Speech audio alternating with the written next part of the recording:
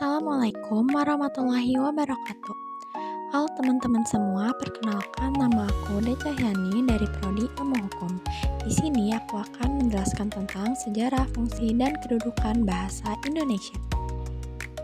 Bahasa Indonesia berasal dari bahasa Melayu yang telah menjadi lingua franca atau bahasa perantara di wilayah kepulauan Indonesia sejak abad ke-7 Masehi. Bahasa Melayu digunakan dalam perdagangan, diplomasi, dan sastra, seperti dalam kerajaan-kerajaan Sriwijaya abad ke-7 sampai 13 dan Majapahit abad 13 sampai 16. Titik balik penting terjadi pada 28 Oktober 1982 saat Kongres Pemuda II di Jakarta. Para pemuda menyatakan bahasa Indonesia sebagai bahasa persatuan bangsa. Ini mengubah status Melayu menjadi bahasa Indonesia untuk menekankan identitas nasional. Setelah proklamasi kemerdekaan 17 Agustus 1945, bahasa Indonesia diresmikan sebagai bahasa negara melalui Undang-Undang Dasar 1945 Pasal 36. Pada 1972, ejaan yang disempurnakan diperkenalkan untuk standarisasi. Bahasa ini terus berkembang dengan pengaruh global termasuk pinjaman kata dari bahasa asing seperti Belanda, Inggris, dan Arab. Saat ini bahasa Indonesia adalah bahasa Austronesia yang paling banyak digunakan dengan lebih dari 270 juta penutur, sekitar 200 juta sebagai bahasa ibu dan sisanya sebagai bahasa kedua. Kedudukan bahasa Indonesia mencakup status hukum, sosial, dan internasionalnya. Berdasarkan Undang-Undang Dasar 1945 Pasal 36, bahasa Indonesia adalah bahasa negara. Undang-Undang Nomor 24 Tahun 2009 tentang bendera, bahasa, dan lambang negara, serta lagu kebangsaan mengatur penggunanya secara wajib di ranah resmi.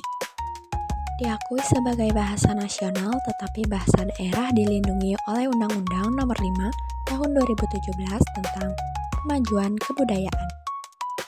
Digunakan oleh 97% penduduk Indonesia sebagai bahasa kedua atau ibu. Ini menjadikan bahasa terbesar ke-10 di dunia berdasarkan jumlah penutur.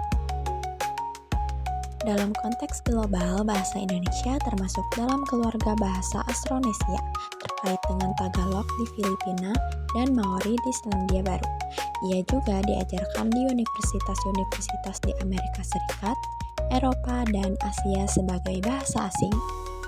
Secara keseluruhan, kedudukan bahasa Indonesia adalah sebagai simbol identitas bangsa yang kuat, dengan peran strategis dalam menjaga keberagaman sambil mempromosikan persatuan.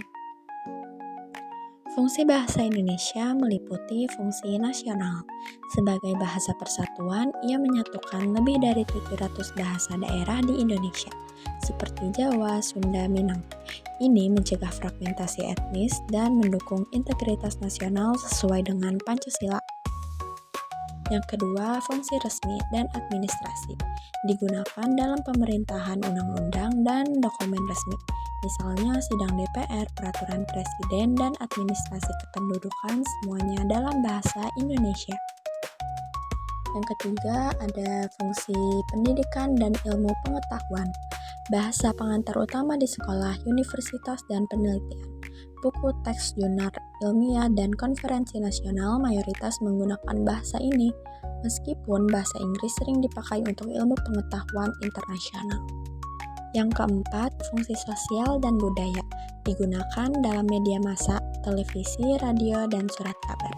Sastra seperti karya Pramoedya Ananta, Toer atau Chairil Anwar, seni, lagu, film, dan komunikasi sehari-hari. Ia juga berfungsi sebagai alat diplomasi internasional, misalnya di ASEAN atau PBB. Yang kelima, ada fungsi ekonomi yang mendukung perdagangan, pariwisata, dan bisnis nasional. Di era digital, bahasa Indonesia mendominasi platform seperti media sosial dan e-commerce di Indonesia. Secara keseluruhan, fungsi bahasa Indonesia adalah sebagai alat komunikasi yang inklusif, adaptif, dan dinamis, yang terus menyerap elemen baru untuk relevansi modern. Oke, terima kasih atas perhatiannya. Kurang lebihnya mohon dimaafkan. Wassalamualaikum warahmatullahi wabarakatuh.